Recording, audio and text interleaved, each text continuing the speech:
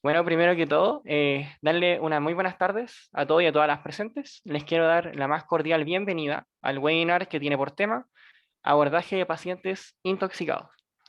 El docente que impartirá la charla del día de hoy es Sebastián Bustamante. Él es médico veterinario de la Universidad de Chile.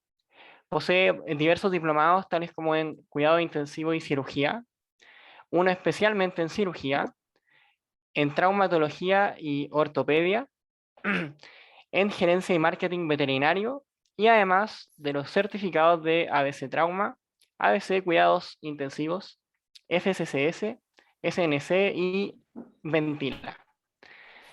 Como les comenté hace un par de minutitos, vamos a dar inicio a la presentación del docente. Una vez que esta termine, vamos a realizar una ronda de preguntas. Disculpen. Y al final de la sesión vamos a realizar un sorteo para regalar un cupo al curso de abordaje de emergencias para el clínico de turno que lo impartirá Sebastián. Este se va a realizar el día 26 y 27 de este mes, o sea, viernes y sábado de la próxima semana. El único requisito para poder participar de este sorteo es mantenerse activo durante toda la sesión. Y Gustavo, que es el ejecutivo de VirtualisBet, va a ser el encargado de realizar el sorteo y compartiendo pantalla y todo para que sea más transparente. Así que están todos invitados a quedarse hasta la final de la sesión. Ahí va a poder participar al curso. Así que nada, les dejo a Sebastián. Aprovechen la sesión y la ronda de preguntas, como les comenté, la hacemos idealmente al final. Sebastián. Gracias, Daniel, gracias. Tengo que pedir compartir pantalla, ¿no? Sí, sí, está activado ya. Todo listo. Ah, ya, mi pantalla. Entonces,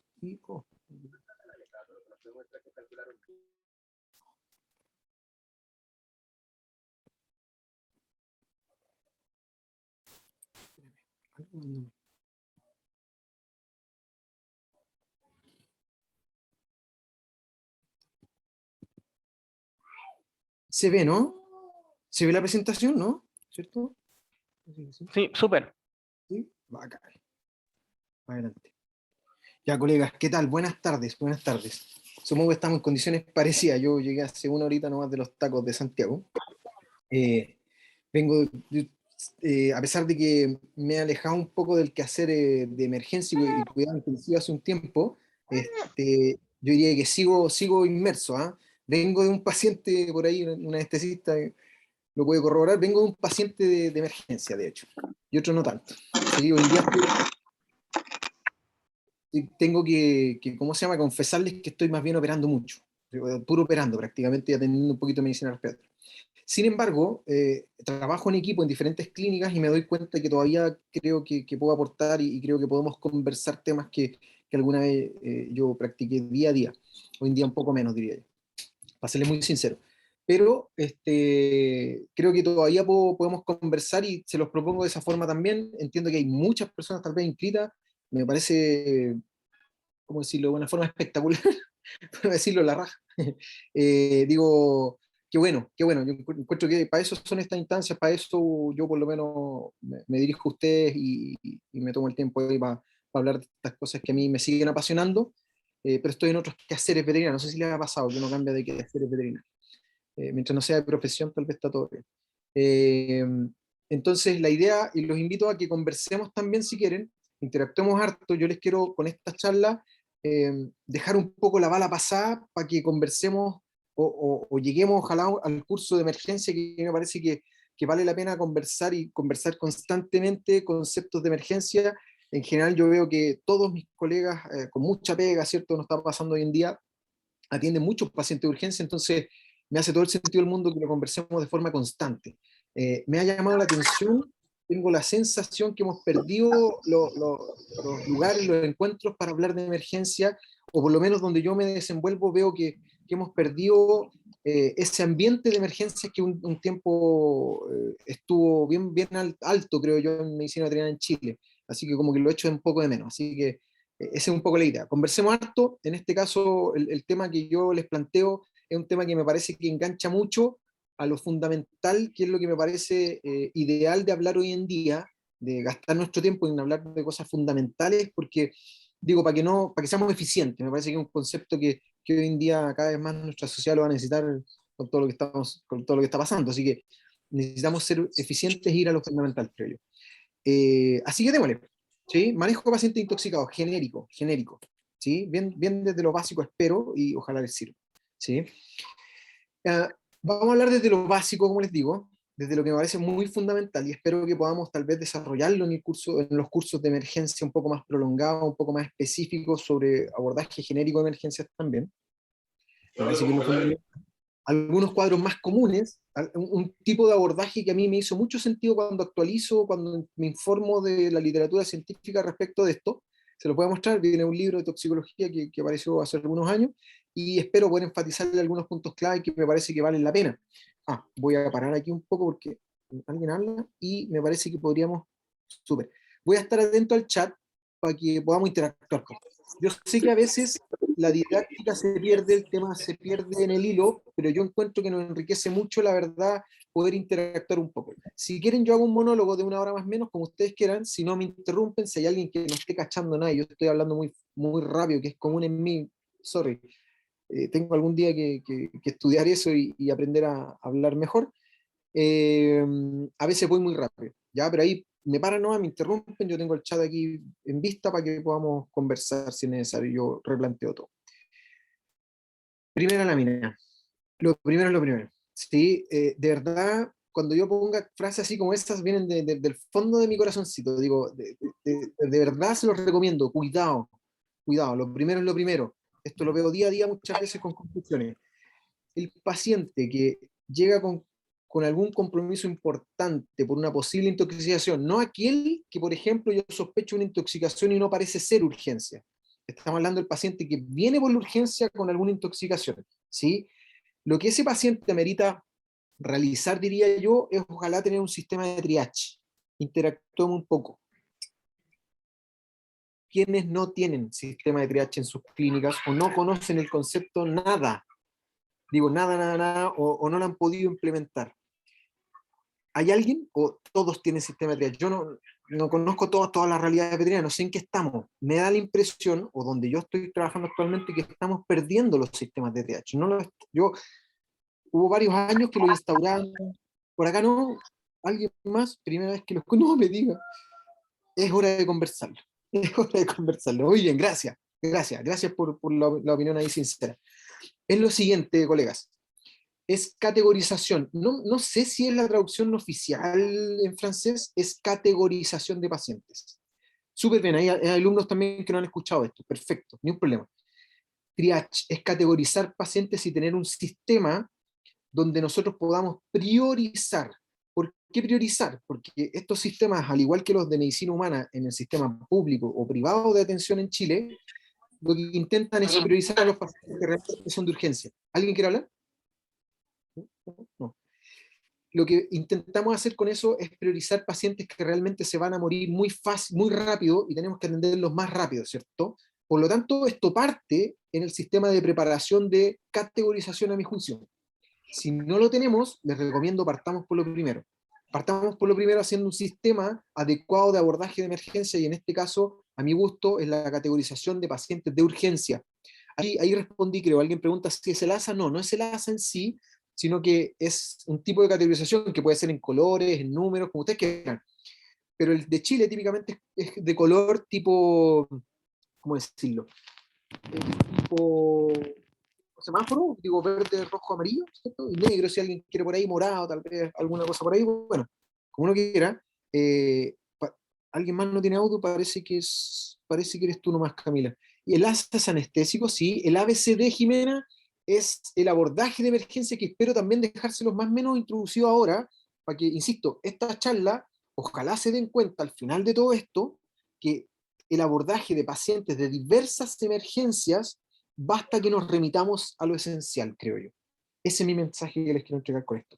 Cuando nos remitimos a lo esencial, ¿sí?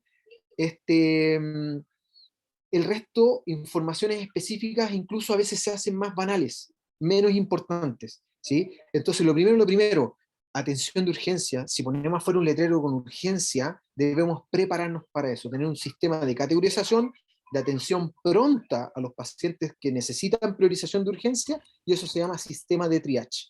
¿Sí? Se los recomiendo, hay que hacerlo, son sistemas, son mecanismos, son procesos, ¿sí? Son protocolos que hay que ir armando. Yo alguna vez lo hice en Hospital Veterinario Santiago cuando estaba encargado de eso, y se los tengo que contar en un curso de urgencia. No es el caso por ahora, así que les dejo un poco la mala pasada, es un poco la idea. El ABC, y como les pongo ahí, entre paréntesis, no es hacer diagnóstico, no es necesariamente hacer diagnóstico, es hacer estabilización del paciente, ¿sí? Y yo creo que muchas veces uno se pierde, y pierde tiempo, sobre todo, que encuentro que en estos pacientes es mucho más crítico, mucho más grave perder tiempo embolinándonos en la perdiz pensando en un diagnóstico que no necesariamente es lo que debemos buscar. Y en un paciente inestable lo que sí debemos buscar es que el paciente siga estable para que me dé tiempo de poder hacer un diagnóstico adecuado. Si se fijan, temporalmente esto al revés no funciona. Si yo me demoro tiempo en hacer un diagnóstico, el diagnóstico puede quedar absolutamente súper lindo en anatomía patológica. Pero eso supongo que no les sirve a nuestros propietarios. ¿Sí? A nuestros propietarios nos sirve un paciente vivo. Por lo tanto, recomendación, mantengan en su mente que el paciente primero debe estar vivo y luego debe adquirir un diagnóstico. ¿Sí? Ese se utiliza bastante en clínicas que he estado, sí. Es prioritario. A mi gusto, quien ponga un letrero que dice urgencia y que atiende urgencia, me parece que debería tener un sistema de triage y un sistema de abordaje explícito de ABCD protocolizado, ojalá con un equipo funcionando con un liderazgo que lidere la emergencia también. ¿Sí? Esto cambia el pronóstico de los pacientes, así que se los recomiendo para que le den una vuelta y lo abordamos más en los cursos de urgencia. Sí, Javiera, esto entiendo que va a quedar grabado en lo que comentaban al principio de la organización. ¿Sí? Manejo específico de Toxic, sí, vamos a hablar un poquito de manejo específico, sí, es importante igual en algunas medidas rápidas para realizar estos pacientes, lo vamos a conversar, ¿ya? Algo así es el escenario, ¿no, colega? ¿Ustedes conocen escenarios de este tipo?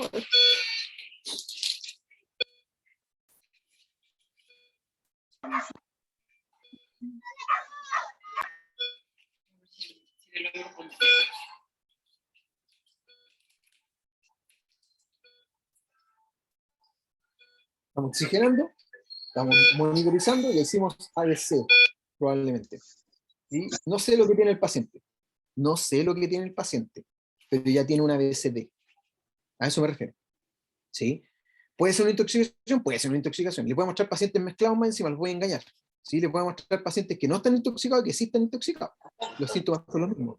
¿Sí? Ojo, los videos o sea, los audios y los videos, colegas, que salen los sonidos y salen las cámaras. ¿Sí? Solo para que no vaya a aparecer algo medio raro. Bueno, ¿cuál es el abordaje básico en general para todo paciente intoxicado? El mismo que para todo paciente de urgencia. Pero ojalá les quede súper en claro, porque es súper simple, colegas. Es más simple que darnos vuelta por las ramas y las hojas del árbol. Vámonos a lo fundamental. ¿Sí? Lo fundamental es el ABCD. Creo que de esta forma, y es mi principal motivación para estar aquí hablando con ustedes en este momento, es que ustedes puedan salvar más vidas. Esa es mi motivación. Para que ustedes puedan salvar más vidas, estoy seguro, convencido, que lo van a lograr en la medida que entiendan esto. Que independiente del diagnóstico, independiente de cuál es el tóxico del paciente, la chance de vida de ese paciente es que yo logre hacer un abordaje adecuado de emergencias. Y es más simple. ¿Sí? ABCD. Vamos a conversarlo un poco, sobre todo abocado a la urgencia. ¿Qué dice la A de vía aérea o airway? Debemos despejar la vía respiratoria y debemos oxigenar a los pacientes como primera instancia. Por esto, cuando se tiene un equipo más o menos entrenado en protocolos de este tipo y un buen líder que los guíe, diría yo, es que todos quienes trabajan en el sistema de urgencia y sobre todo en equipo, deben saber esto y lo deben hacer prácticamente como reflejo inconsciente. ¿Sí? Alguna vez cuando logré formar equipos y liderar equipos de este tipo, me da mucho gusto cuando yo veía todos los integrantes del equipo con esto metido en la cabeza. Un técnico, hasta las personas de la limpieza, quien sea, hasta la secretaria. Todos sabían que lo primero que había que hacer con estos pacientes era oxigenar, si no venía con la vía aérea despejada, o sea, si no venía con la vía aérea obstruida. Si podíamos oxigenar, oxigenar. Así que ojalá puedan lograr eso, colegas. Es más o menos simple, debería estar en el inconsciente, deberíamos hacerlo casi por reflejo. ¿sí? Todo paciente de urgencia debe oxigenarse, ¿ok? Per se, porque sí, por último, por reflejo, luego a los 5 minutos, 10 minutos, media hora, podemos incluso sacar si no le pasa nada, ¿sí? Pero esto salva vidas, da tiempo. No sé si han visto, por ejemplo, la aproximación de un anestesista. Como es oxígeno cercano al 100%, el que sale de una máquina de anestesia inhalatoria, y oxigenamos a un paciente por máscara por diversas formas que vamos a evaluar por ahí también en los cursos de urgencia, en falla respiratoria, eh, esto les da tiempo a los anestesistas porque el paciente puede estar incluso con paro respiratorio, pero los tejidos logran oxigenarse de buena forma porque le entregamos oxígeno extra, ¿sí? Por lo tanto, un paciente oxigenado es un paciente que tiene un poquito más de vida en tiempo, ¿sí? Incluso si cometemos errores, incluso si no intubamos rápido, cosas por el estilo. Por lo tanto, por favor, colegas, háganlo simple, pero háganlo siempre, de forma refleja, ¿sí? Indicaciones de intubación endotraqueal, que tiene que ver con el manejo avanzado de la vía aérea, además del manejo básico de despejar la vía aérea. Insisto, todo esto lamentablemente no lo puedo profundizar mucho, lo puedo dejar más o menos enunciado, ¿sí? Porque los tenemos que profundizar como maniobras en cursos específicos de emergencia. Pero lo dejo porque me parece súper interesante y poco explícito típicamente en la literatura veterinaria el hecho de cuándo es que realmente tengo que intubar a un paciente. Bueno, aquí les dejo indicaciones, ¿sí? Que son bastante, espérenme un poco que no veo bien, son bastante transversales, incluso los pacientes con intoxicación como los que vamos a ver, déficit de conciencia marcada. Cuando el paciente que les mostré recién tiene un déficit de conciencia marcada, sí, po, probablemente esté intoxicado. Me parece que ese paciente está intoxicado. Para serles sincero, han pasado más de 7 años que vi a ese paciente, no lo recuerdo bien, probablemente está intoxicado, tiene un déficit de conciencia marcado, probablemente un paciente estuporoso, probablemente tal vez semicoma, coma incluso, por lo tanto, ¿debió haber sido intubado? Sí, sin ningún problema. Si fuera una persona en ese tipo de trastorno, debería ser intubada también. Insuficiencia respiratoria aguda, tenemos que hablarlo en los cursos de emergencia, porque va en A y en B, va antes que C, shock, va antes que, el único que le gana es el paciente muerto, ¿sí? Va en B. Por lo tanto, falla respiratoria, la vemos en eso.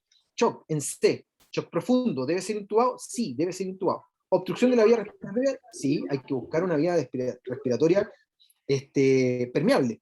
Hemoptisis masiva, probablemente edema pulmonar con surfactante pulmonar y un poquito de sangre, ¿sí? Que se ve como rosácea, sale por la nariz de repente, incluso, pero puede salir por la boca o por el traquetubo. ¿Debe intubarse el paciente? Sí, probablemente también. Agotamiento respiratorio, estos movimientos abdominales o la utilización de músculos respiratorios que normalmente no son los normales, los intercostales o el diafragma. Si hay utilización de músculos, que en el caso de las personas típicamente son estos, tratando de respirar, y en el caso de los perros son los abdominales, porque el diafragma se agota, y por eso aparece ese tipo de respiración, no solo porque hay ocupamiento pleural, el paciente debe ser intubado. Y por último, me parece súper sensato que si se me pasa por la mente, y esto viene del templo, la base, nuestra iglesia, nuestra, ¿cómo decirlo? Yo estuve varios años en BETS, mantengo amistades por allá, mis bases de emergencia y cuidados intensivos también vienen de allá. Me parece que es el templo de la emergencia y los cuidados intensivos, los grandes gurús al respecto, y siempre en esos años decíamos, si se nos pasa por la mente intubar, intube por último. Efectivamente hay que saber anestesiar probablemente, ¿sí? Y no matar al paciente con estas maniobras, obvio, ¿sí? Primum non nocere Hipócrates, obvio que sí.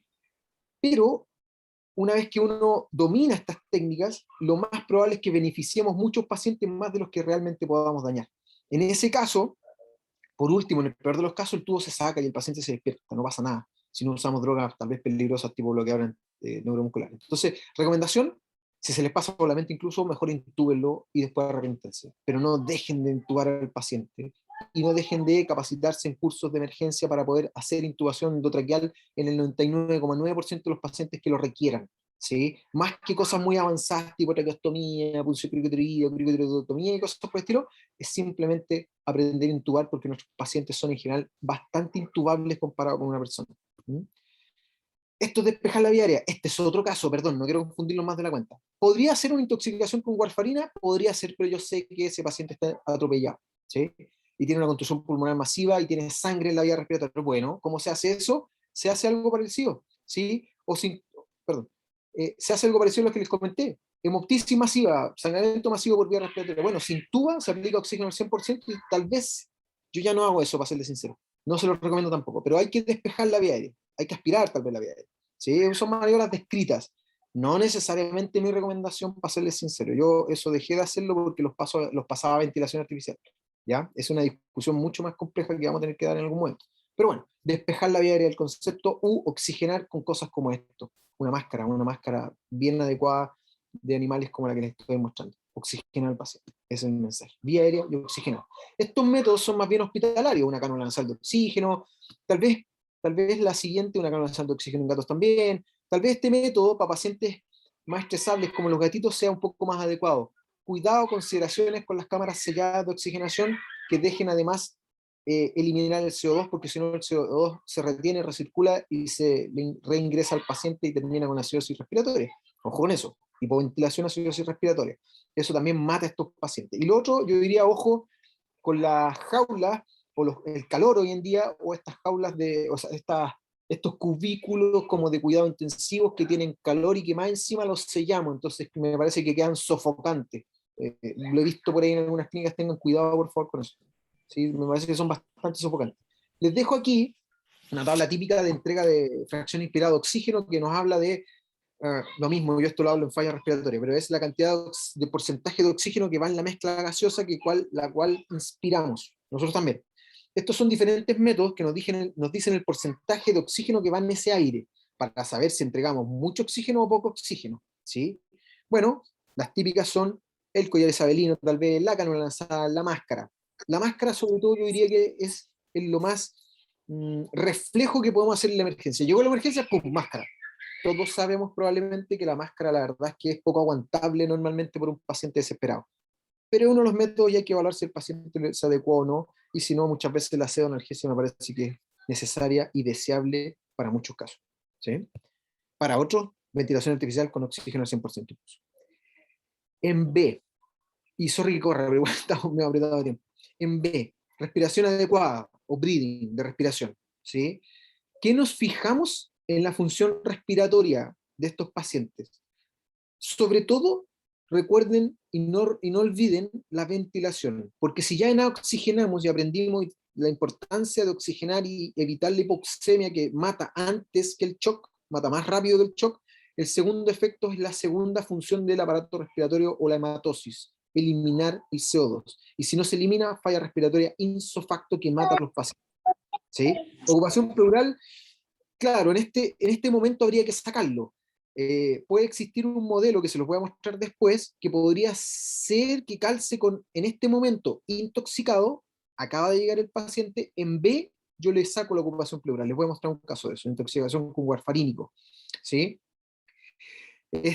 Así que ojo con la ocupación pleural y la caja torácica en este momento. En este momento ya oxigenamos al paciente y empezamos a preparar una punción torácica probablemente para diagnosticar y drenar el líquido que está produciendo falla respiratoria en el momento de B, de respiración, ¿sí? Antes de C incluso.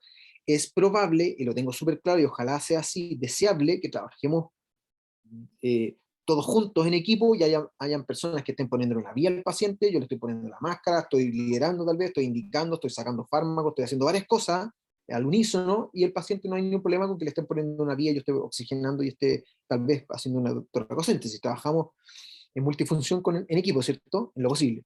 ¿Sí? Y lo otro es cuidado con las polipneas o taquipneas que parezcan buenas ventilaciones, por un lado, y por otro lado, es decir, que un paciente que respira restrictivo, ustedes piensen que realmente está ventilando de buena forma, ojo, no necesariamente. ¿Sí? Los cambios de CO2 son los que dicen si el paciente ventila o no ventila. El paciente si respira agitado puede hipoventilar, sí, no son lo mismo. ¿Sí? Cuidado con eso. Y lo otro, el concepto de fatiga. Nuevamente, si el paciente está agitado 4 horas, 6 horas, 8 horas, en algún momento se va a fatigar. ¿Sí? Y esto depende de su capacidad probablemente física, respiratoria, para poder mantenerse respirando tanto tiempo, pero de una forma absolutamente anormal. ¿Sí? Ojo en eso. ¿Sí? Se fatigan y va a dejar de respirar y va a ser hipoxemia y va a ser falla respiratoria. Ya. Lo prevenimos. Fíjense, estos son los escenarios, ¿no?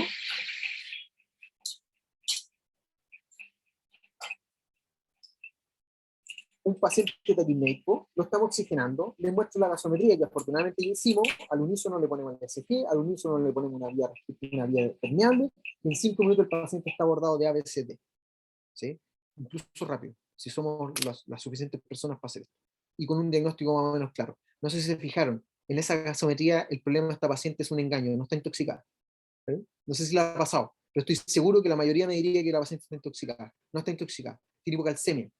¿Sí? Y aquí se comprueba lo que yo les decía, no importa el cuadro que tenga, el ABCD se respeta de todas formas porque es lo que mantiene vivo a este paciente. Y luego pensamos, y luego diagnosticamos, o al unísono, pero lo importante es hacer las cosas correctas para que este paciente primero esté vivo. ¿Qué se hace? ABCD. ¿Sí? Bueno, este es una toracocéntesis, pero es un paciente politraumatizado, así que ni se la puedo mostrar mucho, pero es la forma que hacemos, le puedo mostrar otro que viene mal el caso. ¿Sí? Si a pesar de que el paciente no tiene ocupamiento pleural y tiene un trastorno ventilatorio que podemos detectar midiendo la función ventilatoria con un capnógrafo y un tubo endotraqueal, o una gasometría arterial, o una gasometría incluso venosa, podría funcionar para el CO2, pero principalmente arterial, lo ventilamos. Y aquí viene el problema práctico. ¿Cómo ventilamos a estos pacientes? Intubados en un ventilador artificial. Si no tenemos ventilaciones artificiales, ahí vienen las complicaciones. ¿Sí? Hay que sopesarla, hay que sopesarla. No digo que los pacientes si no tienen ventilación artificial no los puedan intubar y ventilar, pero ojo, en la práctica el ambú tiene límite. La fatiga en mi mano, y la fatiga de la otra mano, y la fatiga de otra persona, y la fatiga de otra persona. No podemos estar 24 horas ventilando a un paciente de esa forma, ¿cierto? Y es muy difícil, muy irregular, y es probable que le embarremos en algún momento, sobre todo cuando nos ponemos nerviosos, porque empezamos a ventilar así el paciente, ¿se han dado cuenta, no? Digo, cada vez más fuerte, mientras más nervioso, más fuerte. Entonces, ojo con los efectos colaterales de todas estas cosas que hacemos. Lo ideal es que esté en una unidad de cuidado intensivo. Yo sé que muchos lugares no los tienen. Bueno, sopesémoslo, no nos frustremos y busquemos soluciones, por favor. ¿Sí? Evaluaremos el shock. ¿Sí? En este sentido, 2 horas, podemos hablar de shock, 4 horas, tal vez 6 horas incluso. Índice de shock, frecuencia cardíaca partida por PAS, me parece, si mal no recuerdo, o PAS partido por frecuencia cardíaca, ya no recuerdo bien, tendría que revisarlo. Índice de shock podría ser una buena alternativa, con buen rendimiento de diagnóstico, tuvo unos vaivenes científicos, pero me parece buena, bonita y barata, por lo tanto creo que hay que usarla como maniobra, como una medición simple. ¿Sí? Un segundo, se me prendió la tele.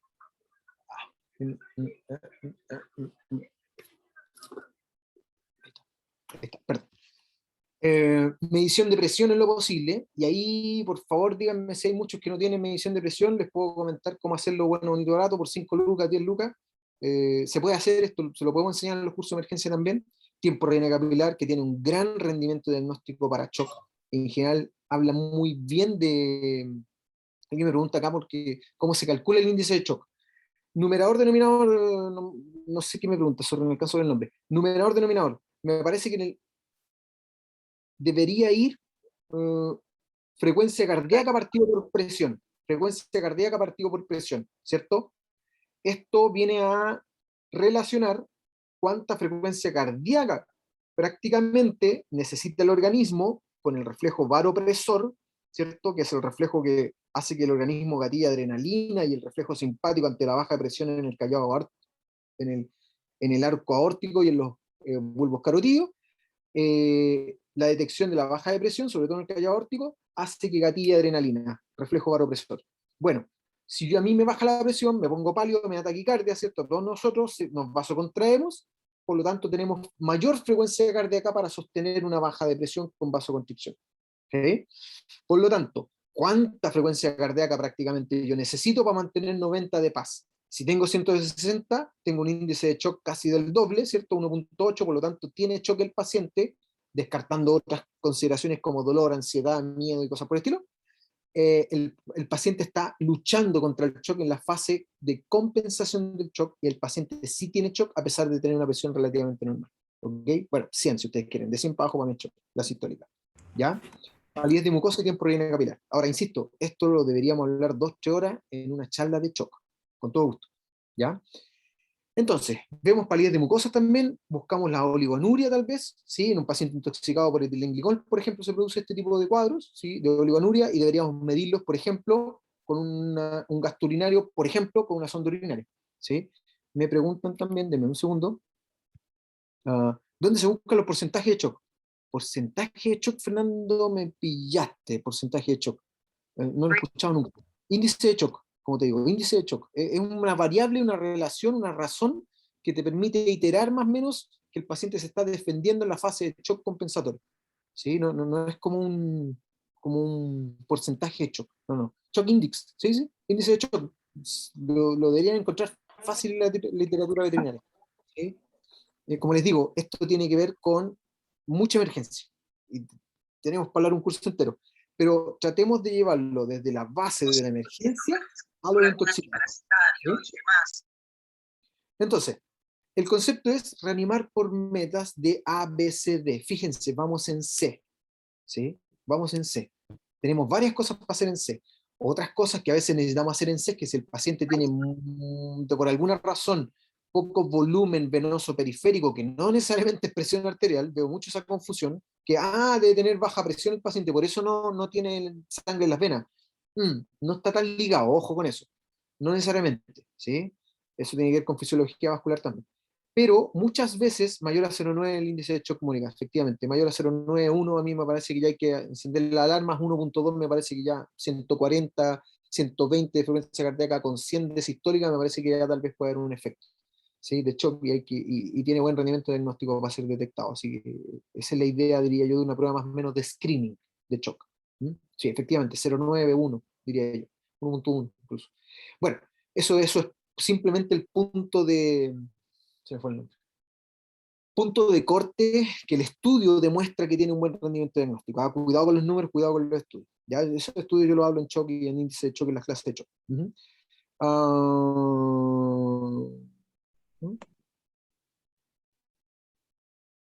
Me dicen, ¿qué pasa que en las clínicas veterinarias no están las máquinas deseables? Chuta, yo creo que problemas de gestión, por eso me hice un diplomado de gestión y marketing y cosas así. Problemas de gestión, creo yo, colega. Creo que tenemos problemas serios en general grandes problemas de gestión y administración en veterinaria. También estudié un poquito de administración para poder decirlo. Creo que ahí vienen grandes problemas nuestros. Pero hay que hacer un poco más de gestión y yo creo que muchas cosas se pueden hacer. Entonces, bueno, cut down, esto que les pongo acá, es que si el paciente, yo necesito administrarle volumen, no tiene una vía venosa puesta, viene llegando de urgencia y necesito administrar fármacos, necesito administrar cosas, tengo que aprender a hacer esto, ¿sí? Si lo quiero atender. Si no, es muy difícil que yo pueda atender a un paciente en shock o donde no le puedo funcionar las venas. Muy difícil. Esta técnica está ampliamente diseminada y protocolizada para los cursos de emergencia que en general están en la VEX o cursos de emergencia en general, el reanimador VEX, por ejemplo. Así es que, cut down, me pregunta Estefanía Porto, ¿cómo se llama esta técnica? Corte de piel, de brillamiento de piel también para llegar a una vena y hacer una venopunción sin piel, básicamente. ¿Sí? Que te permita ver más fácil las venas y en general, créanme, se puede funcionar incluso un paciente fallecido. Usamos cadáveres para practicar esto en los cursos de urgencia. Se puede canular un paciente incluso fallecido. Por lo tanto, no vivo, yo diría que con mayor razón si se sabe hacer bien la técnica. Así que es súper necesario, encuentro yo, hablemoslo en los cursos de emergencia. ¿Sí? Entonces el escenario es un poco esto, digo, el paciente hospitalizado, le estamos viendo presión. Este es un sistema que vale 5 lucas. 5, 10 lucas, 10 lucas, no más que eso. Por lo tanto, hay que saber dónde adquirirlo y hay que saber cómo ocuparlo en los cursos de emergencia, ¿sí? Para medir presión. Bueno, bonito y barato. Esto es gasometría. Esto es un poco más sofisticado. Aquí hay que hacer gestión un poco más compleja, ¿sí? Esto es un aparato que cuesta como 1.600.000 mensuales.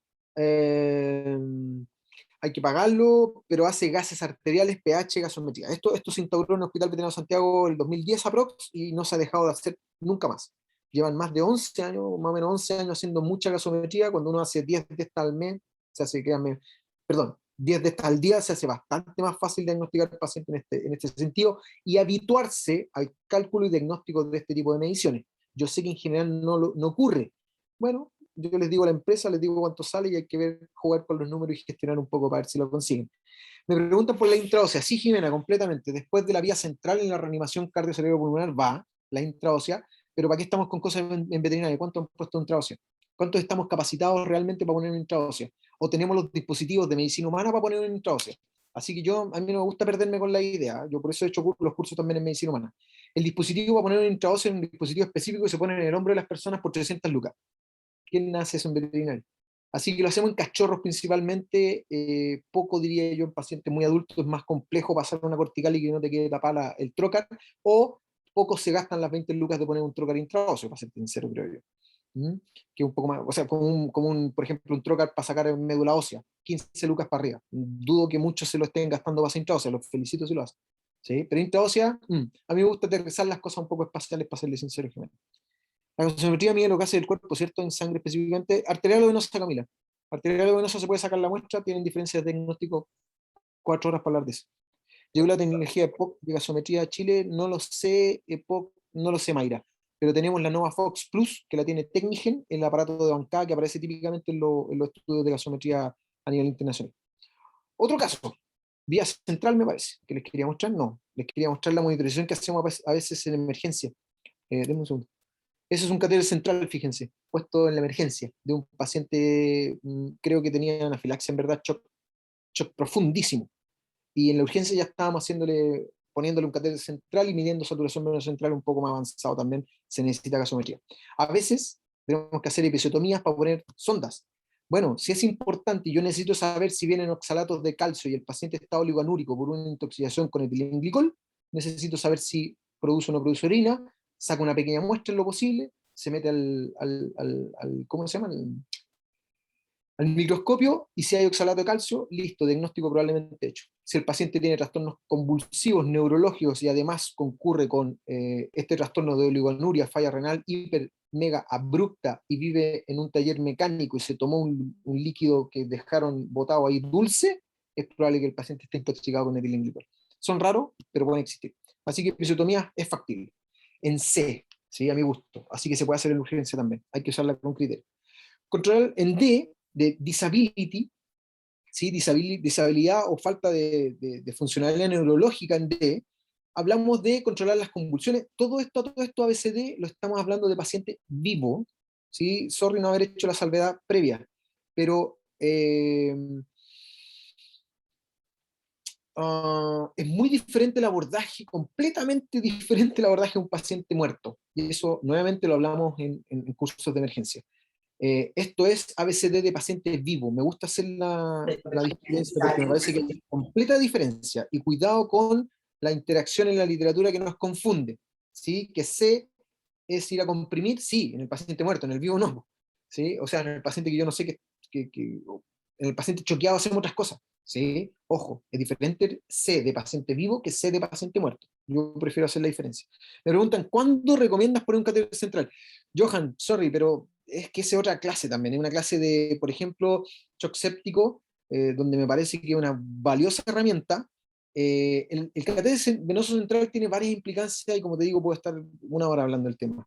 Tiene implicancias de medición, tiene implicancias de poner drogas vasopresoras, de poner drogas hipertónicas y de las habilidades, del costo, de que esté estéril, de que lo puedas comprar en algún lugar. Doble lumen, me parece que 20 lucas para arriba. Tiene indicaciones súper específicas, la verdad, Johan. Eh, pero es otra historia, creo yo. ¿Puedo hablar un poco más lento? Perdón, sí, sumado a las pequeñas interferencias de conexión. Sí, Scarlett, gracias. Voy a tratar de hablar un poco más lento, pero estoy tratando de que podamos terminar, porque si no, vamos a terminar un poco más tarde. Déjame volver un poco a esto. Uy, se me pegó más encima. Deme un segundo. Bueno, control de las convulsiones en D. Digo, hicimos ABCD solamente hasta ahora. Recomendaciones, ¿sí? En general, benzodiazepinas tipo diazepam, midazolam, lorazepam. Propofol y mental podrían ser para el control de las convulsiones, sí creo yo. El protocolo, entiendo, para estatus tiene que ver con un protocolo parecido, pero eso se lo dejo a los neurólogos, neurocríticos si quieren, o al protocolo propio. No me genera gran conflicto que sea diferente, esto es simplemente una recomendación. Cuidado y lo importante de que entiendan cuando uno ceda a un paciente es que estos pacientes tienden a generar, a retener más CO2 por la hipoventilación que uno le genera iatrogénicamente por la sedación. ¿Sí? Ojo con eso. El punto es, esto es para todo paciente de urgencia, el que ustedes quieran, ¿sí? Y si los pacientes de intoxicación los categorizamos normalmente de urgencia, por favor no nos olvidemos de que deben ser abordados como urgencia, como ABCD, y no con atropina, y no con un antídoto, y no con otras cosas que vienen bastante después que la ABCD. ¿Sí? Es probable que si hagamos lo que dice un libro de toxicología, simplemente abocarnos muchas veces al antídoto, no hagamos lo correcto por perdernos de lo más básico que es el ABCD. Eso es lo que en general les quiero entregar con esta charla. Preguntan, ¿en el D es donde se debe evaluar el lactato? No, Fernando, el lactato, tú me dices el lactato sanguíneo. El lactato sanguíneo, a mi gusto, tiene varias implicancias, sobre todo en shock y en sepsis, por lo tanto, me parece que en C puede ser una buena forma de monitorizar. Eh, Nuevamente, es una charla de 2 horitas más o menos para entender el lactato. ¿Sí? Podemos hablarlo. Yo lo profundizo un poquito más, yo diría que le doy unos 20 minutos en mi charla de shock. ¿Sí? Y shock séptico tiene gran implicancia también como marcador y como definición de sepsis, de hecho, como disfunción orgánica múltiple. De pronóstico, obvio, depende dónde, Daniela, me preguntan por ahí, depende dónde, con qué evidencia científica, en hemólisis está relatada, en dilatación vulvogástrica está relatada, en shock séptico está relatada, no sé si en todos. Cuidado cuando uno trata de otorgarle a un biomarcador la totalidad como si fuera un dios, cuando la verdad tiene ciertas indicaciones. ¿Eh? Súper, sí, absolutamente. Así que salimos de lo básico y fundamental. Sí, gracias. Con gusto, Marian, con gusto. A mí me gusta mucho hablar de esto, es mi pasión. Me encantaría poder estar siempre en esto, pero bueno, condiciones de vida no siempre lo permiten. Gracias, gracias. Esa es la idea. Manejo básico de paciente intoxicado. Ahora sí pasamos un poco más, salimos le salvamos la vida. Ahora sí yo creo que tenemos que pensar un poco más en diagnóstico y un poco más en manejo específico, pero ya le salvamos la vida. ¿Sí? Ya lo estamos monitorizando, ya lo estamos evaluando. ¿Sí? 15 minutos, media hora si ustedes quieren. Después de eso, con toda tranquilidad podemos empezar a pensar de qué hacemos con un paciente posiblemente intoxicado. ¿Cuándo hacemos esto? Cuando ya cachamos también el tema de la anamnesis, pues ya entrevistamos algo al paciente. No les comenté en general, pero el sistema de triage a mi gusto también involucra una anamnesis resumida cuando el dueño me pasa al paciente. Cuando vamos corriendo a buscarlo porque se gatilló la urgencia, alguien toma al paciente y lo sube al abordaje de urgencia, ¿cierto? Ya, ahí es cuando hay que hacer 4 preguntas, se las dejo. ¿Qué le pasó? ¿Sí? ¿Le han dado algo? En el que le pasó un poco amplio, ¿ah? Pero ¿qué ha sucedido así rápido? ¿Lo atropellaron? ¿Qué pasó? Porque parece muerto, ¿cierto? Ya. ¿Qué le pasó? Rápido. No, no sabemos nada, lo encontramos así, perfecto. ¿Qué le han dado? No, nada por ahora. O le echamos leche, le echamos paracetamol, le echamos ibuprofeno, ¿cierto? Las típicas. Le echamos agua, le cortamos una oreja, le metemos aceite, las típicas. Bueno, perfecto. ¿Qué le han dado? ¿Qué enfermedades tiene? No es lo mismo un paciente cardiópata que se intoxica que un paciente no cardiópata. Es importante saberlo. Y otra que encuentro que puede ser menos importante, pero en algunos casos puede ser relevante, si yo tengo que intubar al paciente o está con un cuadro de intoxicación que le produce vómitos e inconsciencia, eso nos permite poder definir, por ejemplo, si vamos a intubar al paciente, ¿sí? O puede hacer vómito y aspiración de contenido. ¿Cuándo comió? Si comió hace 1 hora y ahora está convulsionando, tengo un problema más. Y tengo que tener cuidado con que hagan falsa vía aérea, es decir, que aspiren contenido gástrico. ¿Ok? Bueno, esas son las preguntas importantes, creo yo. Pero en el concepto general, por favor, no nos olvidemos que somos emergenciólogos tal vez, estamos en la urgencia, en la trinchera, atendiendo urgencias, pero somos éticos, colegas. Y la ética en este sentido está que por más que me guste la acción, por más que me guste poner tubos, por más que me guste salvar pacientes en la urgencia, no debemos olvidar que nosotros hacemos prevención y promoción de educación en la atención primaria. Y esto involucra que debemos ser preventivos. Y por más que me guste atender pacientes de urgencia, las urgencias se previenen, ¿sí? Se previenen saliendo con el perrito con collar, siendo responsable, ¿cierto? Teniendo tenencia responsable por los pacientes, teniendo al gatito encerrado normalmente. Yo sé que cuesta, a mí me cuesta un montón, tengo 3 gatos y me cuesta un montón, lo sé. Pero hay que prevenir los accidentes. Esto ocurre fuera, ¿cierto? O si ocurren intradomiciliarios, como, oye, es que si dejé un cloro con algo dulce y el gato se lo tomó, bueno, se va a intoxicar con cloro. Digo, se pueden prevenir muchas de estas cosas. ¿Sí? Tendamos a prevenirlos, tendamos a educar también, creo yo, es lo primordial, para que esto no ocurra, por más que me guste ayudar pacientes de este tipo. ¿Sí? Entonces, por favor, recomienden a los propietarios evitar acceso a tóxicos. ¿Sí? Segundo, como medidas generales para un paciente intoxicado. Evitar la absorción y reabsorción son medidas que también a veces podría hacer incluso un propietario. Yo creo que uno a veces puede usar un poco de criterio, ¿sí? Ganar tiempo. ¿Sí? Hay cosas caseras que se podrían hacer. Yo creo que los podemos discutir. Yo creo que ciertos propietarios uno podría decirles, ¿sabes qué? Trata de hacerlo vomitar. ¿Con qué? Yo le puedo enseñar con qué. Hay cosas caseras que se pueden utilizar. ¿Sí? Podría ser, con criterio sí. Con criterio sí, porque los dueños tampoco son responsables de la medicina necesariamente los pacientes, somos nosotros. Doc, si en un paciente entra en paro respiratorio, está con bradicardia, deberíamos hacer compresiones cardíacas. Puchas, Sariat, sí, pero nuevamente eso es reanimación de paciente que se está muriendo, se va a morir, y ahí tengo que hablarte 2 horas de eso. Esto es solo si que perdemos el corazón. No, yo diría que el paciente que tú sabes que se está muriendo y se le está apagando el corazón, me parece no inadecuado que tú te tomes 5 segundos para empezar a comprimir el corazón. No me parece terrible comprimirle el corazón a un paciente que tiene una frecuencia cardíaca de 40 latidos por minuto y está diciendo adiós. Me parece que puede ser de ayuda, incluso con presiones bien realizadas. De todas formas, esto quiere decir, y lo que deberíamos hablar en cursos de emergencia, es cómo realizamos compresión y cómo es nuestro protocolo de muerte. ¿Qué hacemos cuando un paciente se muere? ¿Sí? Vamos a hablar de carbón activado. Denme un segundo. ¿Sí? Que evita la reabsorción del fármaco. Vamos a hablar. Eliminar o aumentar la eliminación del tóxico también es una de las medidas generales que podemos realizar, ¿cierto? Y aplicar antídoto específico, de modo general, solo para que lo tengamos claro. Primero, evitar, prevenir y educar, promover que se cuida a los pacientes con tenencia responsable, ¿cierto? Evitar la absorción, medidas nuestras, medidas tal vez del propietario; de reabsorción, medidas nuestras; aumentar la eliminación, medidas nuestras; dar antídoto, medidas nuestras. ¿Sí? Avancemos un poco. ¿Cómo evitamos la absorción de los tóxicos o un fármaco? Promoviendo el vómito, por ejemplo, administrando adsorbentes que se pegan como el carbón activado a estas moléculas y hacen que se eliminen y no se absorban, ¿cierto? Baños tópicos, por ejemplo, si el paciente se intoxica por la piel, como ocurre con los petrolados, con los insecticidas, organofosforados típicos también, si estos se entran por la piel, porque lo bañaron al paciente, por ejemplo, bueno, hay que desengrasarlo y lavarlo, ¿cierto? Lavado gástrico en el caso de que tenga indicación, como vamos a ver, vamos a hablar cada uno de ellos. Recomendaciones para inducción del vómito. Solo si no ha pasado mucho tiempo que haya hecho que el tóxico ya está absorbido y no hay nada que hacer para inducir el vómito. No más de 4 horas, diría yo. Las 6 horas, depende de la literatura, a mí no me gustan las 6 horas, me gustan más las 4 horas. Contraindicaciones. Si el paciente está con déficit de conciencia, no lo puedo hacer vomitar. ¿Sí? Lo mismo para el dueño. No vaya a aburrírsele a hacer vomitar al perro si está inconsciente, porque va a aspirar y esto va a ser ventilación artificial, muerte con neumonía por aspiración. Cuidado con eso.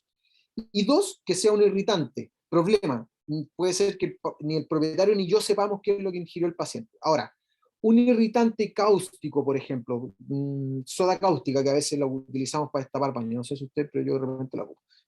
No es raro, bueno, cosa domiciliaria.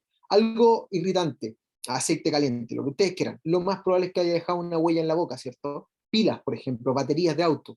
Lo más probable es que haya dejado un daño en la boca. Si hay daño en la boca, no se les vaya a ocurrir recomendar el vómito, porque así como entró rompiendo, va a salir rompiendo. ¿Sí? Y la gracia es que no se rompan más, ¿cierto? La inducción del vómito puede ser súper sencilla. A mí me encanta la salmuera. ¿Sí? ¿Qué es salmuera? Es una solución sobresaturada de sal. ¿Cómo sé yo que está sobresaturada? Porque veo cristales. Y no es que le quiera poner los cristales, no. Sobresaturo la sal, se decanta abajo, la muevo, siguen habiendo cristales, la muevo un poco más, siguen habiendo cristales, está sobresaturada de sal. Saco el sobrenadante, o lo que está líquido disuelto, y está súper sobresaturada, le doy un poquito de eso al perro y le aseguro que va a vomitar. ¿Sí? Es súper astringente, produce gastritis derechamente. Al igual que el agua oxigenada, que yo ocupo bastante menos, no la recomiendo en general, creo que hace mucho más daño, pero todos estos, salvo bueno, la morfina, la silacina, la ranitidina, si alguien quiere por ahí, producen irritación. Por eso producen vómito. Entonces, cuidado con las indicaciones que producimos para realizar vómito. Me preguntan si me funciona esto. Doctor, intoxicación con cloro. ¿Cuál se recomienda inducción del vómito por irritante? Nunca he tenido génesis, intoxicación por cloro, nunca la he visto siquiera. En el caso del cloro yo sé que es irritante, pero creo que me la jugaría con provocarle vómito, para serte súper sincero, a menos que haya alguien que sepa algo más que yo, por favor, yo no me la sé todas. Si alguien sabe algo, por favor, corríjame, yo trato de todos los días disciplinarme en humildad, por favor. Colega, hola, aquí habla ¿Debería? Pauline. ¿Me porfa. escucha? Dale, porfa. Tengo entendido que en la intoxicación por cloro por ingesta no se realiza el vómito ya que es irritante y puede volver a irritar. Lo que se ocupa en esos casos, tengo entendido que son cosas como el sucralfato, ese tipo de cosas que forman una película. ¿Se me escucha? Sí, yo sí, como para, me Forman estaba, una perdón, trabajando y película para pensando. disminuir un poco la irritación de las vías. De más que sí. Sí, yo diría que la ¿Ya? intoxicación Pero con cloro, entendiendo que es una intoxicación o sea, con un cuadro neurológico y una intoxicación que va a producir acidosis hiperclorémica, tiene que ver con esas cosas específicas de repente, porque una vez que ya entró sería. pero Pero es difícil que la intoxicación con cloro, no Yo no he visto. imposible, pero que se produzca por el hecho de que al momento de ingerirlo inmediatamente no dejan de beberla por el mal sabor y la sensación de irritación que provoca. Es probable, es Entonces, probable. Yo la que sí, conozco es pero la que mencionó. ocurre, pero es difícil. Yo no la he visto nunca, no la he escuchado siquiera. La que yo conozco, una vez me la enseñó un profesor que me decía que eran animales que tomaban agua de la piscina y esta agua de la piscina crónicamente les provocaba cúmulo de cloro. Yo no sé cómo se ocurre esto porque yo conozco bastante fisiología del cloro en el estómago, en el glóbulo rojo, por bicarbonato, por un mecanismo de contracorrenteo, por bomba, y en los canales renales, donde el cloro se ajusta homeostáticamente sí, o si no es muerte por acidosis hiperclorémica. Por lo tanto, como que todavía no me la creo totalmente esa historia. Pero bueno, me preguntan, yo también he sabido que ácido tranexámico para inducir vómito. Tranexámico me pillaron, de metomina me pillaron, no sé si es tan emético. Yo tendría cuidado con el uso de morfina, apomorfina, silacina, ranitidina, cualquier cosa que haga el vómito. Yo lo recomiendo, para serles sincero, un poquito de salmuera y listo. Sal sola, no lo sé. La sal produce acidosis también, ojo, tiene un diferencial de iones fuertes cero, por lo tanto acidosis. Doc, ¿en perros y en gatos podemos utilizar salmuera? Sí, claro, sí, claro. ¿Y con cuánta cantidad prox? Yo les doy mira, ojo por ciento, lo que te aguante también el animal, digo, ¿para qué estamos con cosas? Dale un ml por kilo al gato, si no te aguanta ni dos, ¿qué ha de ser? Pero con dos yo diría que el gato vomita. Un perro con 5 ml vomita. Un perro más grande con 10 ml vomita de más, de más. Así que lo que le alcance a meter, diría yo. ¿Sí? Y cachorrito que tomó mucho cloro, chuta, sí, pero cachorro realmente puede ser DOP. Y ahí, bueno, intoxicación neurológica y ácido base severo. Así que yo me encasillaría por ahí también. Si no se puede, si está contraindicado el tema del vómito para el cloro, como decían por ahí, estamos fritos. Yo iría pensando en otras alternativas para serles sincero. ¿Mm? Ahora, ¿para qué me encasillar en una cuestión que no he visto nunca tampoco? Digo, si es usarla. La apomorfina es súper rara de tener, me preguntan por ahí. Yo en Chile la vi una vez y la usé una vez en gotitas, la inyección en la conjuntiva y produce vómito a los 15 minutos insofacto. Muy buena. Me ha tocado ver y atender quemaduras del hocico por robarse pastillas de cloro. Mira, chuta. Pero que se intoxiquen, no. Mira, interesante punto de vista, Alejandra. Muchas gracias. Sí, es bastante raro, diría yo. ¿Sí? Lavado gástrico, para que avancemos. ¿Sí? Paciente anestesiado intubado para mí. Me parece que para la literatura típicamente también. Yo no acepto, me parece una iatrogenia súper lamentable producir la aspiración a un paciente por un destatraje o por un lavado gástrico. Me parece una iatrogenia terrible. Eh, Hay que evitarla. Por lo tanto, es un paciente anestesiado intubado como recomendación para mí. ¿Sí? Ojo, lo mismo que con respecto al vómito. Si ya está hace mucho rato el tóxico, creo que perdemos el tiempo si lo vamos a ir a lavar. Cuidado con eso. ¿Sí? Ahora, no me parece terrible que si acaba de comer algo que no tengo idea qué es, ir a buscarlo. Me parece que es una buena chance y me parece que no está de más, ¿sí? Ante incluso la duda, porque es un procedimiento, yo diría, bastante poco invasivo, bastante poco complejo. Una consulta, un gato en casa que se puede intoxicar al lamerse el pelo, como lamerse, uy, no lo sé, Javier, me pillaste. Es muy raro, por lo tanto, o sea, salvo que sea un tóxico que en pequeñas cantidades es muy tóxico, por ahí podría ser una de estas pipetas con permetrina, pero la permetrina también es bastante tóxica para el gato de forma tópica. ¿Algún tóxico de este tipo? Me imagino que sí, pero me imagino que sí. Sí, yo dejé de verlo muy comúnmente, para serte sincero. Bueno, un tubo grueso esofágico para producir, ojalá con la punta roma, lo más traumático posible para el esófago y el estómago, ¿cierto? Administramos 20 a 40 ml de suero tibio, puede ser con carbón activado, esta es la dosis, a mí no me interesan las dosis de memoria, para eso tenemos un ayudador de memoria. Y tengo este videito para mostrárselo. Sorry, son reales, esto es un paciente real, en esos años trabajaba de forma real con el doctor Illanes, que hoy en día entiendo que tampoco está en turno ya, está en la especialidad, y hacíamos este tipo de cosas, sorry, tiene algunas cosas chistosas por ahí, pero es la verdad, estamos haciendo un lavado gástrico de verdad y lo estoy grabando. pero me sirve para ridiculizarlo un rato. Es bueno ridiculizarlo un rato, reírnos un rato. ¿Sí? Doc, disculpe, ¿se recomienda la ingesta de leche para evitar los efectos de absorción? Buena pregunta, gracias. Alguna vez en bioquímica me enseñaron que la proteína de la leche podría atrapar algunos metales tóxicos. Yo no he visto nunca una intoxicación con metales tóxicos, tipo plomo, por ejemplo, un perro que se intoxica con mercurio como para ir a buscar que la proteína de la leche absorba esos metales tóxicos. Por lo tanto, creo que es un mal mito poco científico. No les recomiendo que le recomienden a un dueño administrar algo a un paciente, por ejemplo, que está en déficit de conciencia. Nada, nada por boca. La va a aspirar. ¿Sí? No podemos sumar problemas, por lo tanto, que no le den nada mejor. Que vaya al veterinario, que nosotros con criterio y conocimiento lo vamos a tratar mejor al paciente. No le den nada. ¿Sí? Lo que hacemos con el lavado gástrico sí es aplicar suero, como lo puse ahí, y carbón activado, como se lo puede mostrar. Y bueno, ya me hacen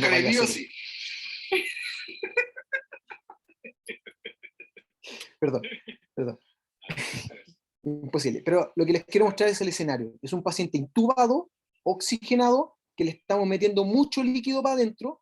Cualquier suero, Ángela, ringue lactato, suero fisiológico, incluso algún hipotónico que quieran por ahí, me da lo mismo, porque va agua, incluso si quieren tibia. Tibia para que no moleste para abajo, pero yo también tomo agua helada con hielo, a ver si no me pasa nada. Produce un poco tal vez de bradicardia, diría yo, me parece por efecto vagotónico, vago sin, parasimpático mimético, creo, pero bueno, es una bola mía. Entonces lo que les quiero mostrar y que les quede claro un poco es el escenario, ¿sí? De cómo hacemos el lavado gástrico, cómo podríamos hacerlo. Esto es una manguera, fíjense, una manguera que nada, pues tiene la punta roma, quemada, como ustedes quieran, nivel casero muchas veces. Ojalá tengamos una manguera bacán de estas nasogástricas de caballo, que tiene la puntita una punta roma, cierto metálico, ojalá. Sorry que les muestre lo que realmente alguna vez hemos hecho, digo, pero funciona y se puede hacer bastante bien, creo yo. ¿Sí? No es impeditivo para nadie, creo yo, en sofisticación. A mí me gustan las cosas simples también. Bueno, cualquier fluido, hasta agua si quieren tibia, creo yo, si la cosa es meterla y sacarla. Agua, el problema que puede producir el agua es que, no sé si la han conocido alguna vez, la han escuchado, pero existe la intoxicación con agua. ¿Sí? Produce hiponatremia, y la hiponatremia en general produce acidosis. Entonces, es acidosis hiponatrémica. ¿Sí? Al contrario, la intoxicación con sodio, detergentes, por ejemplo, que tienen sodio, o exceso de sodio, producen hipernatremia y alcalosis. ¿Sí? ¿Cómo afirmamos que el perro o gato está efectivamente con déficit de conciencia? Es conociendo el déficit de conciencia, es semicoma, coma, estupor, tal vez hay que conocer los niveles de conciencia nomás y mirar al paciente y probarlos en qué estado está. Ejemplo, si nos preguntan vía telefónica, ¿qué es lo más típico? No, los dueños, yo le diría, acuda rápido al médico veterinario más cercano. Las urgencias para mí se hacen en el médico veterinario que atiende urgencias más cercano, no el que está 4 horas que me pueda dar una indicación y que yo confío, al más cercano, ¿sí? Y el déficit de conciencia, bueno, ahí tenemos que aprenderlo desde la neurología, ¿sí? Sí, ¿por qué con agua complica bastante? O sea, es que si no tenemos suero, yo creo que el agua no es tan terrible en la medida que no provoque la intoxicación con agua. Ahora, esto se saca. Esto es, metemos los 20 ml, agitamos un poco, le metemos carbón activado incluso y sacamos. Luego metemos 20 más tal vez y sacamos. Sí, la idea es sacar, no es retener necesariamente. Al último, tal vez uno puede aplicar un poquito de carbón activado en solución para que quede ahí, diría yo. Pero no tanto. Ojalá un suero lo más fisiológico posible. Y de eso yo diría que el ring lactato es lo más fisiológico que conozco. ¿Sí? Carbón activado de administración constante. Lo que hace el carbón activado es pegarse a estos tóxicos y que no se absorban, ¿cierto? Y que se eliminen. Se absorben con D, no absorben, ¿ya? Para que no se absorban, ¿ya? Se aplica 1 a 4 gramos por kilo cada 6 horas. En general yo diría que, bueno, está el Enterex, me parece, como marca, no me auspicia nada, pero entiendo que está como marca por ahí para carbón activado. Antiguamente no teníamos nada, el de la farmacia nomás. Así que hoy en día tenemos por lo menos incluso carbón activado. Alejandro me pregunta dónde. Enterex existe, ¿cierto? Enterex, o estoy desactualizado. Enterex, alguien me puede decir si existe, ¿no? Es un sobre de carbón activado, me parece que de Gabrica. Eso, Gabrica, Alejandro. Consígalo nomás con sus distribuidores, que no lo pagan ni uno, pero le hago un poco de propaganda. Fíjense, lista grande de cosas que son absorbidas con carbón activado, grande, en general hartas sustancias, de las típicas comunes que se intoxican a nuestros pacientes. Por lo tanto, yo diría que el carbón activado vale mucho la pena. La teoría, además, es disminuir algo que se llama recirculación enteropática. Hay tóxicos que típicamente son liposolubles, que lo que pasa es que salen por la bilis. Entonces se biotransforman, se eliminan por bilis y se vuelven a absorber desde el intestino delgado. ¿Cómo hacemos para que eso no se vuelva a absorber? Bueno, carbón activado cada 4 o 6 horas. Probablemente, o por boca, a mí me gusta la sonda nasogástrica directa para no estar produciendo neumonía por aspiración, pero ahí tenemos que verlo. Algo que está más o menos actual, no me voy a tener completamente en esto, yo tengo alguna actualización que he logrado hacer al respecto, pero yo quedé con algunas dudas de si una aplicación tan sencilla constantemente que podamos realizar. Me parece que es indicable bastante el tema de los lípidos en emulsión intravenosos. Hay un estudio randomizado doble ciego, incluso con permetrinas para gatos, me parece que debería ser el estándar de terapia. Pero yo sé que no está a la mano de todos. Me refiero a lípidos de alimentación parenteral por administración endovenoso. Es algo sofisticado, difícil de encontrar, diría yo. Me preguntan, Doc, ¿usted conoce algún tóxico? Ay, perdón, un segundo. Espérenme un poco. Tóxico que puede matar a un animal en un par de minutos que se han utilizado en Chile es stecnina, cianuro. Ayer llegó un paciente a la clínica, falleció un poco antes. Yo diría que son las descompensaciones médicas, Doc, ABCD, no el tóxico, ABCD. Por eso se mueren fácil nuestros pacientes, por ABCD, no por el tóxico, creo yo. ABCD, Doc, recuérdelo por favor. Doc, si el tóxico es liposoluble, ¿se le debe administrar algún medicamento de metabolismo hepático? No lo sé, Camila. Uso oxicólico tal vez podría ser. Como tiene un efecto medio ambiguo, amplio, largo, no me fiaría de él, me fiaría más de carbón activado constante. En ese cisteína, no sé si tiene un efecto para eso. Yo entiendo que tiene efectos antioxidantes, no sé si sirve para eso. No lo tengo claro. La cibernética. Veneno para caracoles. Sí, el veneno para caracoles mata, pero lo que mata al paciente es que no esté compensado con ABCD más que el tóxico, creo yo. Me pasó una zona en clínica 24 horas, un paciente comió cafeína anidar, cafeína pura, guafa. Dificilísimo, creo yo. Dificilísimo. Súper complejo, porque debe estar muy mal descrito en la literatura científica, súper raro, pero yo no entiendo cómo se podría comer tanta cafeína un perro, pero es anecdótica, lamentablemente las cosas anecdóticas son difíciles de manejar, ¿sí? Pero volvamos al centro, volvamos a lo genérico. No Emulsión escuché nunca lipídica, eso. sobre todo para los hidrosolubles, se los dejo, nació para los anestésicos locales, típicamente, que son liposolubles normalmente, como la lidocaína, la bupivacaína, ¿cierto? Que están ahí, fíjense, está en el artículo, pero un montón de estas posibles drogas podrían solucionarse, mejorarse con el aumento de la eliminación, y sí, es más que nada un mecanismo de aumentar la eliminación glomerular y renal, básicamente. Es básicamente, o una de las teorías que más me gusta a mí es que esto se cubre como micelas, el tóxico, y se elimina más fácil. Hay varias teorías, esa es la que más me gusta por ahora. Otras maniobras podrían ser eliminar por catárticos, enemas y diuresis. Yo encuentro que no son tan recomendables si no he hecho bien todo lo otro.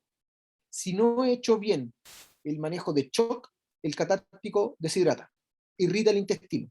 El enema deshidrata, irrita el intestino. La diuresis produce hipovolemia. Cuidado con esos efectos si no hacemos lo básico de buena forma, ¿sí? Hagamos lo básico primero. Y esto con pinzas, por favor.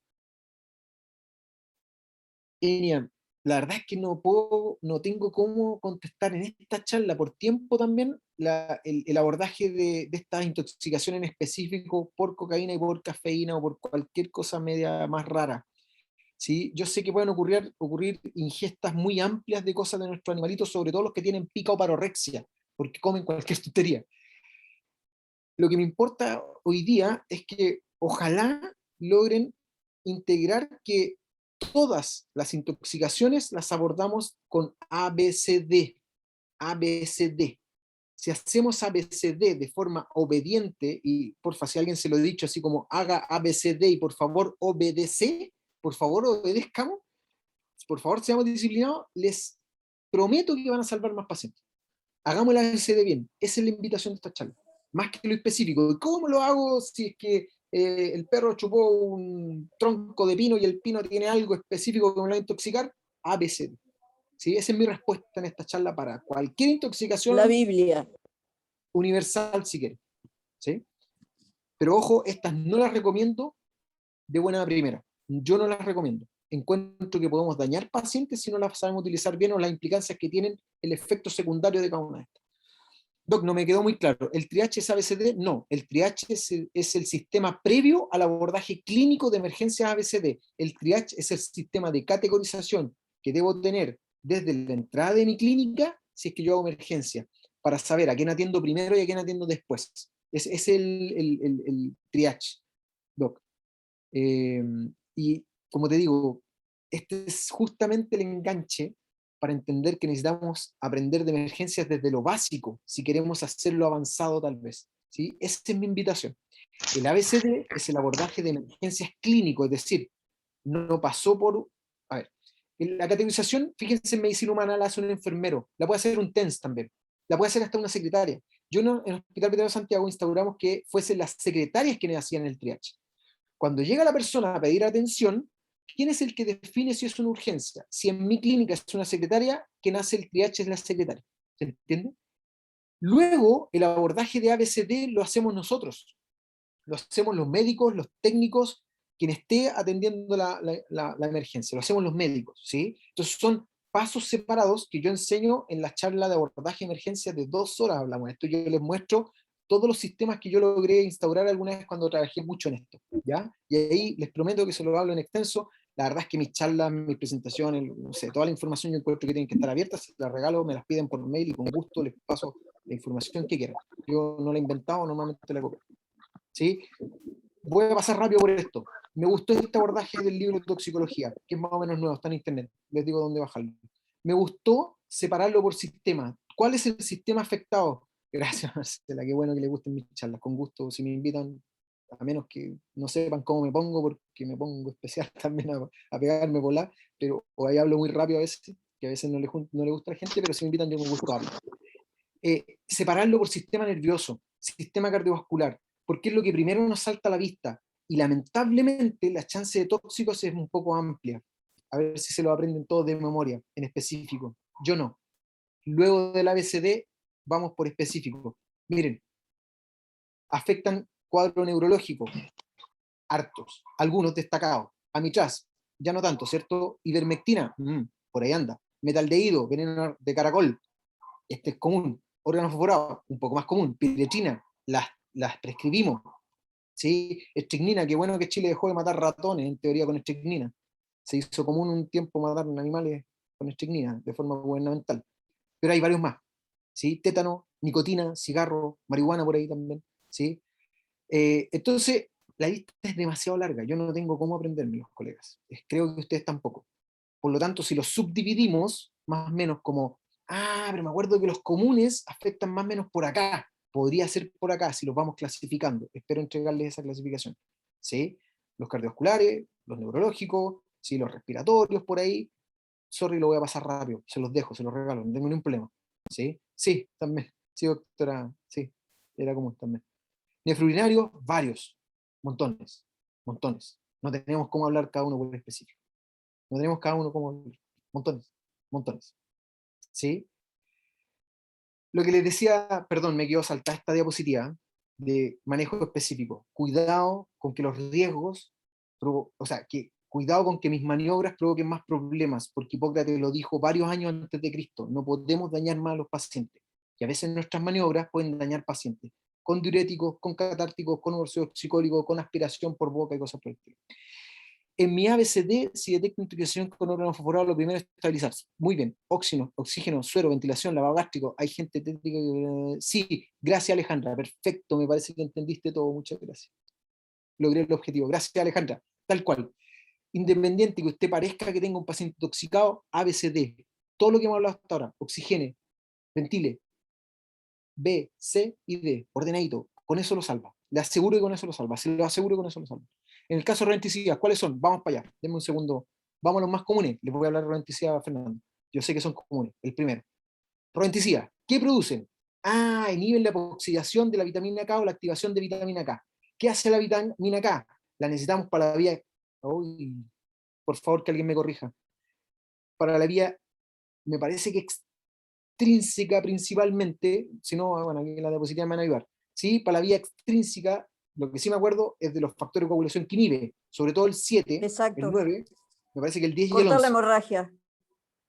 Claro, absolutamente. O sea, si se inhibe Voy a la controlar, producción de sí. factores de coagulación, no tenemos coagulación, ¿cierto? Por lo tanto, los factores de coagulación son enzimas prácticamente que están en la sangre y que actúan por vía intrínseca, ¿cierto? Por vía extrínseca para activar la coagulación, ¿cierto? Bueno, no me gustaría marearme tanto con la fisiología, pero ¿qué son? Típicamente rodenticidas, ¿cierto? Ahora, ojo, esto viene de los antecedentes, ¿sí? Es decir, aquí creo que es importante a veces hacer un poquito más de anamnesis. Después del ABCD, el paciente ya está estable. Les voy a mostrar cómo estabilizar a un paciente que incluso estaba intoxicado con rodenticida y venía grave. Se los voy a mostrar. Tengo que saber más o menos y preguntarlo, porque si me dicen, oye, mi perro vive en el 14, perdón, voy a poner un caso extremo, mi perro vive en la Antártida, allá no ni siquiera hay ratones, me llamaría la atención que se intoxicara por rodenticidas. ¿Sí? O vive en el 14º piso de un edificio que no pone rodenticidas, y en mi apartamento no tengo rodenticidas, como para pensar que todo sangramiento sea un rodenticida. No, hay más problemas que producen trastorno de coagulación. Cuidado con los diagnósticos. Pero si el dueño me trae estos papeles y me dice que el perro se lo comió y cuando lo hago vomitar salen estas cuestiones azules, probablemente es rodenticida, ¿no? Digo, no hay que ser un gran diagnosticador. Fíjense un paciente que viene intoxicado con rodenticida real, real. Se desangran por dentro, en las cavidades. No es el cuadro de baja de trombocitos típico, trombocitopenia inmunomediada, autoinmune, estrógeno, ya no me acuerdo todas, incluso sepsis tal vez, consumo, coagulación transvascular diseminada, ya no me acuerdo todas. No son trastornos de coagulación primario, son trastornos de coagulación secundario por factores de coagulación y los sangramientos no son superficiales típicamente. No son las encías, no son las petequias, no son las equimosis, son internas, son abdomen, son tórax, son pulmón, son intestino. ¿Sí? Están por dentro, cuesta identificarlas. Fíjense. Oh. En B, toracocéntesis, espero que haya estado oxigenado, lo estamos haciendo nosotros. ¿Sí? Pero estoy sacando sangre ahí, saqué como 1 litro de sangre de ese paciente. ¿Sí? O tal vez un poco menos, pero era harta sangre, recuerdo, del tórax de ese paciente. Estaba realmente intoxicado. Ahora, algunos, sorry, no me voy a detener completamente, pero algunos saben los efectos de los warfarínicos de primera o segunda generación, segunda o tercera incluso, es que se producen después de la ingesta los efectos. ¿Sí? Tiene que fallar primero la epoxidación de la vitamina K y la falta, el consumo de los factores de coagulación. Cuando falten los factores de coagulación, sobre todo el 7, que tiene la vía media más baja, más corta, por lo tanto el más lábil, el que primero se consume, vienen los sangramientos espontáneos internos. ¿Sí? Esto pasa 2 días después o 3 días después incluso que ingirió. ¿Vale la pena el lavado gástrico? ¿Vale la pena estas cosas? Probablemente no. Tal vez el carbón activado, porque estos tóxicos recirculan enterohepáticamente. ¿Sí? Esta vía que yo les comenté con el carbón activado. ¿Tiene sentido tal vez carbón activado? Sí. Ahora, ¿el carbón activado es lo que salva a este paciente? Le estoy mostrando absolutamente que no. Lo que salva a este paciente es sacarle el hemotórax y ponerle oxígeno, porque se va a morir, no porque comió warfarín, se va a morir porque tiene ocupación pleural y yo no lo estoy oxigenando. Por eso se va a morir. ¿Se entiende, no? Cuidado, ahí nos perdemos. Ah, le doy vitamina K, créanme, métale 1 kilo de vitamina K que no se salva a ese paciente. Había que funcionar el tórax. Eso es lo importante. Eso salva a este paciente. ¿Qué es lo importante en un paciente intoxicado que sangra? Majadero, sorry, majadero. ABCD. A, B, C, D, y por favor, obedezcamos. Segundo, tal vez autotransfusión, tal vez transfusión de sangre si tenemos, tal vez plasma fresco congelado, que es lo que tiene factor de coagulación. Me parece que en el mercado ya no tenemos plasma fresco congelado. Y efectivamente hay que meterle vitamina K en algún momento. Ahora esto demora, digo, va por boca, típicamente puede ser inyección. ¿Sí? Así que cuidado, priorización, lo primero, importante primero y el resto después. Voy a tener que correr porque estamos muy en la hora, colega. ¿Ya? Se los dejo ahí. Manejo genérico, seguirle dando. Estos cuadros pueden prolongarse por 14 a 21 días, por lo tanto hay que darle vitamina K por estos días, ¿cierto? Están en todos los libros de medicina interna y de emergencia. Insecticidas, varios. Ahí están los mecanismos comunes. ¿Cuáles son los problemas de estos pacientes? Convulsionan, vienen tiritando, con déficit de conciencia, salivación por todos lados, porque parecido a esto, pero ya les mostré que es una trampa, es una hipocalcemia, parecido a esto, son pacientes rígidos, tensos, con taquipnea, ¿cierto? A veces vienen con hipertermia, ¿cierto? Y vienen con trastornos orgánicos que se acercan a la muerte. Les voy a explicar por qué, ¿sí? Porque tienen síntomas de estimulación parasimpáticos mimética, muscarínicos y nicotínicos, porque es el efecto de los mecanismos que les mostré anteriormente, que están descritos actualmente para la intoxicación con este conglomerado de fármacos que producen normalmente un cuadro neurológico. ¿Sí? Los síntomas muscarínicos son terribles, porque producen diaforesis, que es secreciones extremas, igual que la ketamina. No sé si han visto gatos ketaminizados salivando como locos si es que no les ponen otra cosa, incluso atropina. Bueno, no es que se lo recomiende, sorry, no me voy a meter en tontería. Produce diarrea, produce vómitos, miosis, pero ojo, produce broncoconstricción y aumento de secreciones. Estos pacientes se pueden poner morados por broncoconstricción. ¿Con qué lo salvo? ¿Con atropina necesariamente? No, lo salvo con oxigenación y ventilación primero que con la atropina. ¿Sí? Nuevamente el concepto, primero ABCD, porque puede ser probablemente que incluso yo ni siquiera sepa si está intoxicado. ¿Sí? Los nicotínicos son musculares, fasciculaciones, tremores, tetania, convulsión e hiperestimulación. ¿Sí? ¿Cómo salvamos a estos pacientes? Majadero, ABCD. Y segundo, UCI, ventilación y monitorización hasta que se le vaya el tóxico. No hay otra opción. Lamentablemente no hay otra opción. Lamentablemente hay pacientes que comen tanto de estos tóxicos que van a estar 3 días en coma tratando de salir de esta intoxicación. Y nosotros, para que ellos puedan eliminar el fármaco, a menos que le hagamos diálisis o otro mecanismo de eliminación extra, que sale bastante más caro, tengo que darle tiempo a que el riñón lo elimine y el hígado lo elimine. ¿Sí? Mientras tanto, ¿qué? ¿Lo veo morir? No, lo mantengo, lo monitorizo para que se mantenga vivo en lo posible. ¿Puedo hacer algo más? No. Si probablemente hice todo esto, la verdad es que ya es todo, probablemente. Por aquí me preguntan con corticoides. Francisca, no le encuentro sentido a los corticoides. Si usted me da alguna idea de por qué podrían ser aprox los corticoides, tal vez podría argumentárselo, pero no están ni cerca para mí en este tipo de cuadros, como muchos otros cuadros también. ¿En cuánto ml kilo hora podemos dejar al paciente para intentar depurar el sistema? Es que fluidoterapia tiene que ver con otro concepto, Enia, tiene que ver con el concepto de mantención de la fluidoterapia, y ese concepto también tenemos para 3 horas a hablarlo. No necesariamente tiene que ver con que yo le pongo tanto fluidoterapia para producir más diuresis, no. Yo diría que eso es un efecto de producto de otras cosas. La fluidoterapia, yo les diría, hay que evaluarla en la emergencia y los cuidados post-emergencia. Me refiero, hay que tener una estrategia de fluidoterapia del paciente, y esto no necesariamente para producir diuresis, tiene que ver con los fluidos también tienen efectos colaterales y tienen que valer la pena colocarlos. Me parece que esos son los criterios para evaluar si ponemos o no ponemos fluidos, más que solo generar diuresia. Me parece que tiene que ver con un concepto que tenemos que hablarle unas 2 horitas más. En caso de que el dueño pueda hacer más por un tema económico, se podría decir, sí, Ninosca, para mí sí, los temas económicos me parece que es una ilusión muy grande que los temas económicos no sean un concepto para, o sea, un argumento relativamente válido para la eutanasia, porque para mí lo que es más válido es que el paciente no sufra, incluso a pesar de un factor económico. Es lamentable, sí, el factor económico, no sé si se han dado cuenta, pero está en todo nuestro mundo. Y lamentablemente creo que es un fin para la humanidad y debió ser un medio, no un fin. Pero bueno, es otra historia filosófica más profunda. Pero si no hay Muerte inflamación, digna, igual que en las creo que no. personas. Yo creo que corticoides no tienen sentido por acá. ¿Sí? Atropina sí, atropina sí, porque el cuadro es típicamente provocado como un parasimpático mimético, así que tenemos que abolir el sistema simpático un poco y atropinizar a estos pacientes. Sí. Pampa hoy día, hambre para mañana muchas veces también, tienen varios efectos colaterales la atropina, pero efectivamente probablemente sea gran parte el antídoto a este cuadro que es típicamente colinérgico, muscarínico y nicotínico. ¿Sí? Así que hay que atropinizar a estos pacientes y bloquearle el sistema vagal, que es que los va a matar, de hecho. El uso corticoide en el caso de shock, esa es otra historia. Yo creo que no, Jimena. Por ahí shock séptico tal vez refractario podría ser hidrocortisona, pero los corticoides me parece que cada vez están más restringidos en su uso. ¿Sí? Para casi finalizar ya y abrimos preguntas y conversamos un rato si quieren. Los antídotos, esto es lo que típicamente hablamos y me parece que es lo que menos importa, me gusta. Algún ejemplo de antídotos típicos, se los dejo. ¿Sí? Insecticida, atropina, warfarínico, vitamina K, sí, narcóticos, naloxona, ya no tenemos naloxona, benzodiazepina, flumacenil, 100 lucas las 4 ampollas. Serotoninérgico, yoimbina, podría ser por ahí el antisedante tal vez, que se me fue el nombre del antisedante. Bueno, podría ser tal vez, pero no está comprobado. Yoimbina no tenemos, así que ahí están las complicaciones.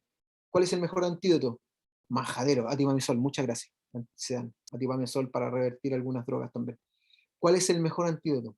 Este para mí. Ojalá lo entendamos, porque es lo que salva más vidas, ¿sí? Ahora, ¿cómo se aprende ABCD? En cursos de varios días. Tenemos formatos teóricos para hablar en 8 horas, muy comprimido muchas veces me gustó, ¿sí? Yo preferiría que lo habláramos en cursos nuevamente tipo reanimador VETS, una semana entera, 2 semanas enteras, y volvamos a hacer mucha emergencia, o el ABC Trauma de 3 días con prueba práctica, con profesores extranjeros y nacionales también. Por ahí creo que va la cosa, colegas, por ahí. Espero que lo activemos lo antes posible para que no perdamos todo lo que hayamos avanzado en urgencia.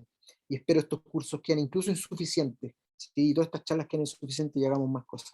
Nos juntemos en congreso y cosas por el estilo. En caso de que el paciente la atropina, la ponemos subcutánea. Maite, la atropina no produce falta de convulsiones. El manejo de las convulsiones son con los anticonvulsionantes, no lo mezcle, si no se va a confundir. Vuelvo a preguntar, ¿cómo tratar hongos alucinógenos? Ufa, Polín, buena pregunta.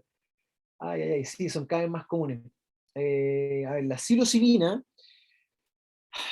no tiene antídoto, por lo tanto el manejo general, ABCD, se lo voy a responder constantemente, ABCD, ABCD, ABCD. Aumento de la eliminación, no sé. Aumento de la eliminación por lípidos podría ser, yo lo intentaría. Carbono activado, sí, podría ser. Luego de ABCD, eliminar la absorción mediante vómito y lavado gástrico, sí, probablemente.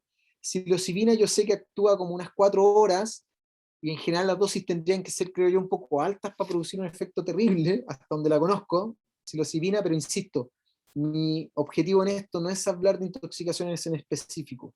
Mi objetivo de esto es que por favor entiendan que todas las intoxicaciones se abordan como emergencia para salvar al paciente primero y luego en el diagnóstico, porque cuando yo puedo saber qué tóxico realmente tiene mi paciente, tal vez en anatomía patológica o tal vez si el dueño me dice qué tóxico tiene.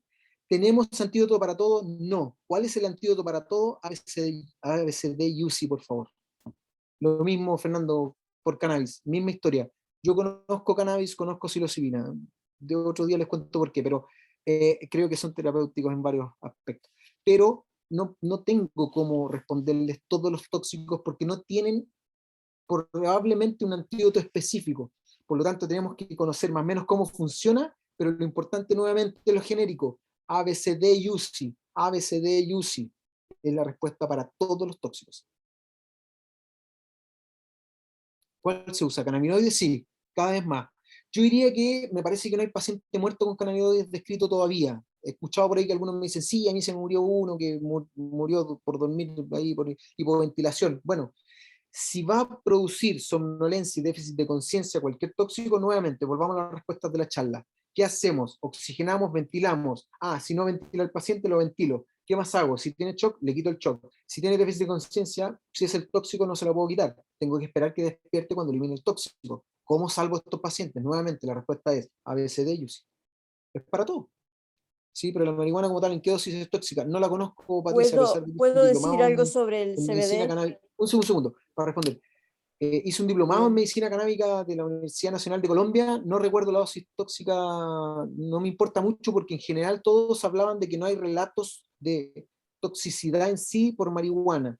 Probablemente, como es de uso domiciliario muy diseminado hoy en día, igual que la psilocibina, encontremos más. Pero la ciencia, adivinen qué, no la escribimos los latinoamericanos, la escriben los gringos, la escriben los europeos, la escriben los orientales. Y nosotros tenemos que ir a Son leerla. consecuencias Escribamos más que ciencia, nada. pero no la tenemos, no la fabricamos nosotros esa ciencia, no publicamos nada. Es relativamente nuevo socialmente. Creo que vamos a tener que descubrirlo. Hasta donde, yo no lo sé, tendría que buscarlo. Pero no me importa para serle sencillo, porque tengo claro, estoy súper consciente de que puedo tratar cualquier paciente intoxicado con toda tranquilidad. ¿Con qué? ABCD y UCI. ¿Sí? Tratamientos si se intoxica por ingestión de pastillas anticonceptivas. Ufa, tendría que saber el efecto de la pastilla anticonceptiva si es estrógeno o progestágeno.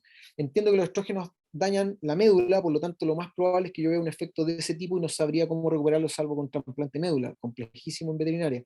Tal vez anabólicos, entiendo, pero insisto, no tengo la respuesta para todos los tóxicos. No, ya tiene que levantar la mano y no interrumpir. Bueno. Estamos, creo que estamos. Salvemos pacientes con ABCD, por favor, y UCI, ¿sí? Con las cosas básicas primero. Alguien quería comentar algo, perdón. Alguien quería comentar algo. Sorry, para no irme con la idea. Pero porfa, no es que quiera hacer Estaba que... Etel Medisa, que quería comentar algo sobre el CBD. si más bien Porfa. recuerda. Si nos puede, ahí va.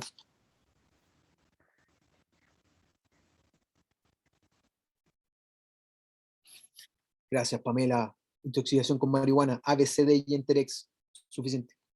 Yo convulsiono con la marihuana, pero a veces uso tratamiento con cannabinoides a mis pacientes. Espero que sea terapia algún día. Yo hice un diplomado en eso. Me parece que sí. A mí me encantaría que mis pacientes operados no tengan dolor, estén relajados y coman rápido.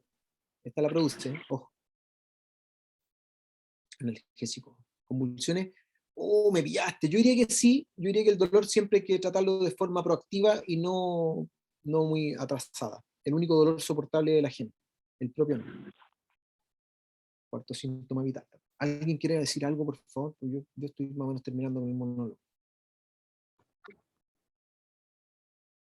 Sí, Marian, mira, para medir presión, estos esfingomanómetros de 2 vías los compráis en cualquier casa médica por 5 lucas. Luego tenéis que hacer una técnica palpatoria, por ejemplo, y entender la teoría de la medición de presión. Yo la hablo en shock. Yo enseño esto a quien me lo pida, pero hay que entender la técnica palpatoria o un Doppler vascular que cuestan como 700 lucas y ahí vienen los problemas. Pero yo les recomiendo la técnica palpatoria con dedo que viene desde VETS, desde el 2006, del Templo de la Emergencia. Vayan, pregúntenlo allá también. eh, Ellos lo conocen muy bien y está perfecto. Me gusta mucho. Sí, a mí me Sebastián, no gusta sé la técnica si palpatoria.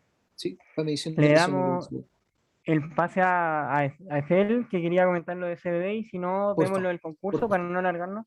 No sé si es que Dale. tiene la mano levantada, pero ahí falta abrir el micrófono. Perdón. ¿Cómo se hace eso? Ahí, no, ella misma debe venir. Ahí está. Póngale nomás, Doc. Le escuchamos. Buenas noches.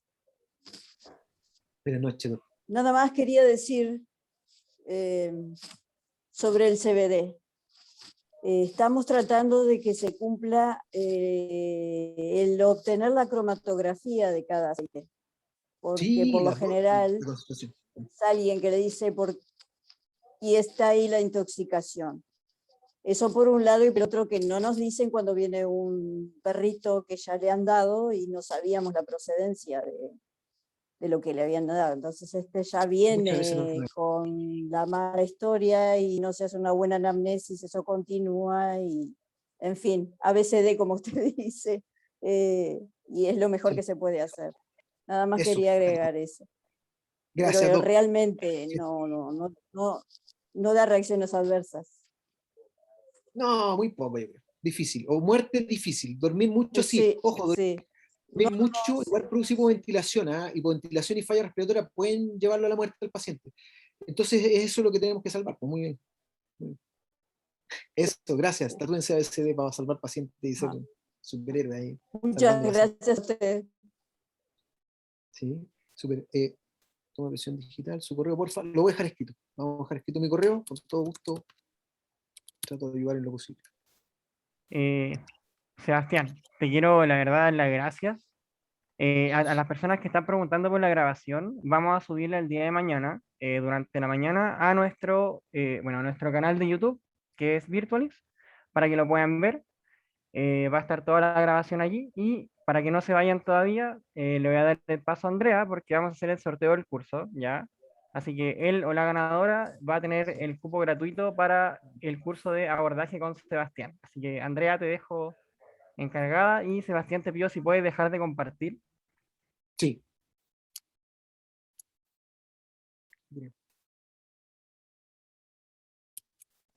Hola, bueno, Ahí yo quedó. voy a ver el tema del concurso. No sé si Daniel me dejó para compartir. Para Creo que sí. compartir la Yo pantalla. Todo listo, todo listo. Ahí está. Ya, ya bueno. Se inscribieron 625 personas a este webinar. Ya, nosotros igual les vamos a enviar por correo luego toda esta grabación que aparte va a estar en YouTube. Bueno, aquí va a haber un ganador, así que vamos a ver, ojalá que salga al principio y no tirar tanto al agua. Vamos a empezar entonces y la persona, si escucha su nombre, por favor hablar. Vamos, si no habla, va a pasar al agua y vamos a seguir el siguiente. Ya, esa dinámica vamos a hacer. Entonces vamos a comenzar. Y Javiera Bustamante, ¿está? ¿Está Javiera Bustamante por ahí? No sé si me puedes ayudar, Daniel, igual a buscar los participantes. Javiera. No, no está. No está. Pasaríamos a María Jesús Al Moller. agua. María Jesús Moller. Tampoco. Dafne Ábalos. Oye, a veces salen al tiro y a veces... Carolina Aguilera. Carolina Aguilera. Para, por favor. ¿Habló alguien? Pablo Enrique. Sí, acá estoy. ¿Está? Ahí ya. Pablo Enrique Espinosa.